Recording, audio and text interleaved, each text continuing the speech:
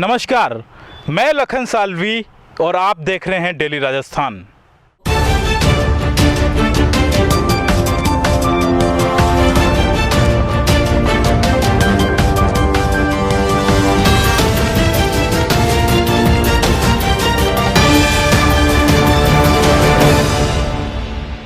अध्यक्ष महोदय जो है उनका किस तरीके से सपोर्ट सहयोग, उनके सहयोग की अपेक्षा भी रहती है? हाँ, क्योंकि अंततः तो समय तो वही देते हैं। हाँ नहीं, वो तो इसमें क्या नियम से आते हैं जी। नियम से आने के बाद में जैसे विधानसभा में 200 सदस्य है, अब 200 सदस्य में से कुछ मंत्री जी है, कुछ ऐसे वो तो, लेकिन क्या है कि ज्यादा जो मुद्दे हैं वो विपक्ष की तरफ से सरकार क्रेज किए जाते हैं हर चीज को ले करके, तो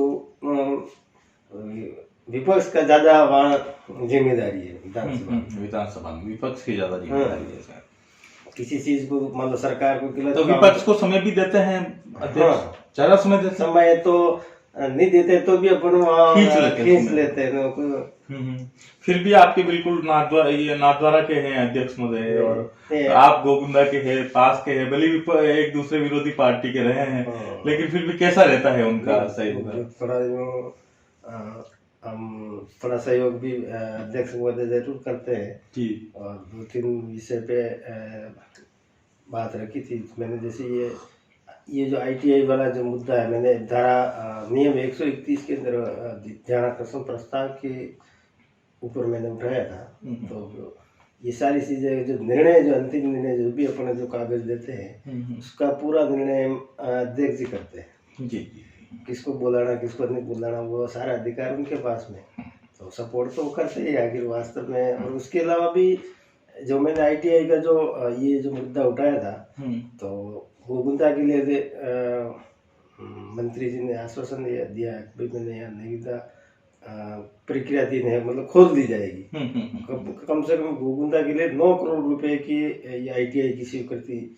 सायरा में जैसे आपके जमीन का विवाद है, तो जैसे विधानसभा का सत्र खत्म होने के बाद में उसके भी कोई नई जमीन दे करके अपन आवंटन कराएंगे, ताकि उसका काम भी, पैसा उसका स्वीकृत शुदा पड़ा हुआ है जी, ताकि क्या है उसका काम भी अपन बहुत जल्दी शुरू कराएंगे। और इस साल में जो अपना बड़गांव पंचायत समिति का ITI है वो भी उसका आश्वासन दिया कि जो आने वाला जो अपना जो सत्र है, जैसे आपके मई जून में कब स्टार्ट करते हैं अपना विद्यालय कब चालू करते हैं, तो उसके साथ में अपना वहाँ पे वो काम भी शुरू हो जाएगा। तो कहने का मतलब यहाँ से किसी बात को अपन रखते हैं तो वहाँ तक पहुँचता पूरा हो रहा है। प्रताप जी, जैसा देखा है कि पहला आपने चुनाव लड़ा और चुनाव आप जीते, दूसरा चुनाव आपने लड़ा, दूसरा चुनाव आप जीते, आपने ठाना कि मुझे यहाँ से ओगना तक वो सड़क बनवाना है, वो सड़क 19 करोड़ का सैंक्शन करवा के माने। और भी कई सारे काम हैं, चाहे महाविद्यालय की बात करें, बहुत सारे काम ऐसे हैं जिनको आप लेके चले और वो काम अंततः वहां तक पहुंचे हैं। आजकल आप विपक्ष में हैं, तो यहाँ पे जो सवाल आप रखना चाहते हैं, जितने सवाल आप सोच के आते हैं, कितने सवाल आप रख पा रहे हैं अगर हम प्रतिशत में बांटे हैं? हालांकि विपक्ष में है तो काम आप तो जानते हो वास्तव में कमी होगी, लेकिन मेरा तो थोड़ा ये है कि जो अपन ने 5 साल में जो काम अपन ने कोई स्वीकृत कराए और स्वीकृत कराए तो वो काम मतलब से कंप्लीट नहीं हुए, और यदि 5 साल में भी अपन जो काम अपने स्वीकृत शुदा काम है उन कामों को भी अपन एक बार पूर्ण करा देंगे तो भी अपना काम चल जाएगा। जैसे मैं तो आपका फोकस ये है कि जो पिछले कार्यकाल के दौरान आपने जो काम स्वीकृत कराए हैं, मोटे तौर पे पहले उन कामों को करवा दिया। जैसे आपको बताओ, मेरे लास्ट समय में आपने देखा होगा कि 72 सड़कें हमने मिसिंग लिंक या पलाटी का इस प्रकार से स्वीकृत कराई थी, और सरकार आने के बाद में वो सारे काम बंद हो गए थे।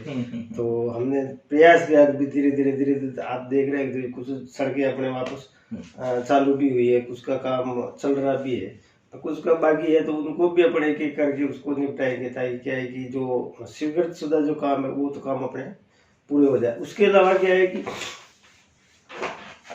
आपको पता हो तो मुख्यमंत्री जी ने एक गुरु गोविंद जनजाति सामुदायिक भवन के लिए घोषणा की थी।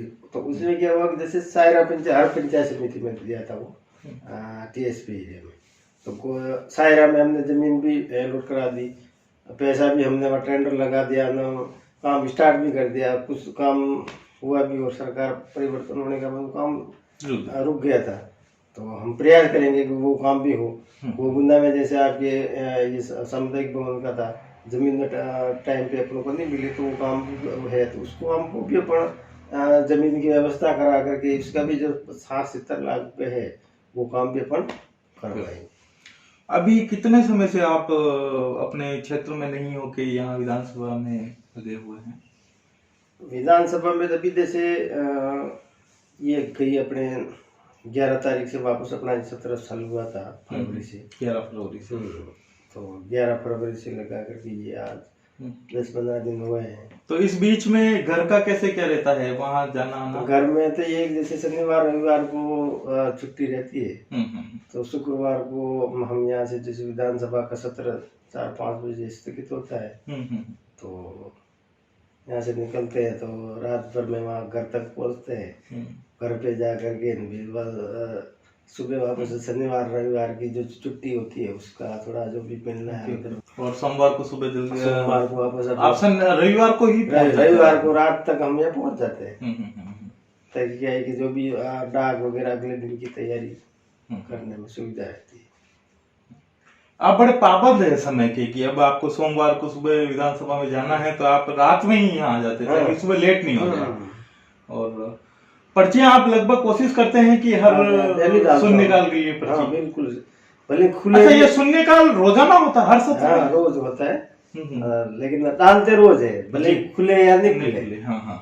जैसे हमने हमारे जैसे नीचे हमारे पड़ोसी में रहते हैं गोपी चंद जी मीणा हासपुर वाले जी, तो उन्होंने एक कल पर्ची डाली थी। वो कह रहे थे मैंने तो भगवान का नाम लेकर के भगवान की पर्ची डाल दी, भाई बेनेश्वर धाम की जी, तो जो बेनेश्वर धाम की कल वहाँ पर्ची निकल गई। उसमें ये था कि जैसे जो महावजी महाराज कभी पुराना समय में वहाँ संत हुए थे, उनके द्वारा जो उस टाइम में जो थोपड़े लिखे थे उनके अनुवाद को लेकर के उन्होंने पर्ची लगाई। सरकार मतलब तो उनका अनुवाद करवाया। उस समय आप उन्होंने क्या क्या ऐसे शब्द कहे थे, तो ताकि क्या आने वाली पीढ़ी भी उसके समझ सके।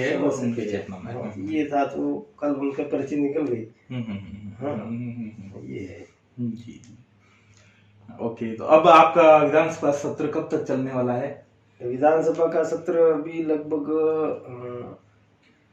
13 मार्च तक का था हमारे पास में कार्यक्रम आया है। जैसे अभी बजट का है, तीन एक दिन बजट पे और चलेंगे जी, फिर वापस डिपार्टमेंट वाइज वापस चलता है जी, डिमांड चलती है। तो देख सकते हैं आप 5:45 का समय हो चुका है, क्योंकि मेरा ट्रेन का समय है और अब मैं विदा लेना चाहूंगा आपसे। आपने एक तो समय दिया, इसके लिए बहुत बहुत धन्यवाद आपको। दूसरी बात, आपने बताया है शून्य काल के बारे में, तो ये जो 0 हावर बोलते हैं अंग्रेजी में, शून्य काल विधानसभा के हर सत्र में होता है, हर दिन होता है। जैसा कि आपने बताया कि सुबह जाके 9:30 बजे ही पर्ची डाल देते हैं, ड्रॉ के माध्यम से पर्ची निकलती है। जिस विधायक की पर्ची निकलती है वो अपनी बात रख सकते हैं शून्य काल में। गोगुंदा के विधायक प्रताप जी भी रोजाना पर्ची डालते हैं, कई बार नंबर आता भी है, कभी कहा जाता है किस्मत की बात है 200 में से नंबर निकलता है जी जी। पर लास्ट है इस सत्र में कोई पर्ची निकली? एक निकली थी पहले, एक निकली थी। ओके, वो क्या थी? कोटड़ा क्षेत्र में जो विद्यालय थे, उन विद्यालय में कक्षा 1 से लगा करके कक्षा 3 तक ही छात्र पढ़ते थे, और उसके बाद में ड्रॉप आउट होकर के कहीं पता ही नहीं रहता कहाँ गए, नहीं पता, उसका कोई पता नहीं था। तो उसके लिए मैंने विधानसभा जो भवन नहीं थे, ओके, विद्यालय भवन नहीं थे, तो उन भवनों के लिए भी मैंने उनके लिए मैंने वहाँ रखा भी। ये आज की समय में इतने समय गुजर जाने के बाद में भी हमारे क्षेत्र की हालत ये है। और ये भी समय की बात है कि चाहे आपके पास बहुत सारे सवाल है, बहुत सारी आपकी बात है, लेकिन आपको समय मिलेगा तभी आप कर पाएंगे। वो नियम चाहे नियम है, और चाहे ये आपकी सरकार हो चाहे विपक्ष में हो, आप उसका कोई फर्क नहीं पड़ता। जी जी। वो जितने कुल मिलाकर के एक विधानसभा के अंदर सारी चीजें प्रक्रिया से होती, जैसे आपकी पर्ची के माध्यम से 295 की माध्यम से आपके 131 मतलब कुल मिलाकर के आप ध्यान आकर्षण प्रस्ताव करके ये सारी चीजें सारे विधानसभा में हर चीज को अपने नियम में आकर के ही अपन वहाँ अपनी बात रख सकते। लेकिन कल भी मैंने नोटिस किया, आप तो जब विधानसभा में गए थे मैं देख रहा था कि कई विधायक नहीं है अंदर, रोजाना भाग नहीं लेते हैं, कई छूट जाते हैं। लेकिन आप पूरे सुबह से लेकर शाम 8 बजे तक बैठे रहते हैं।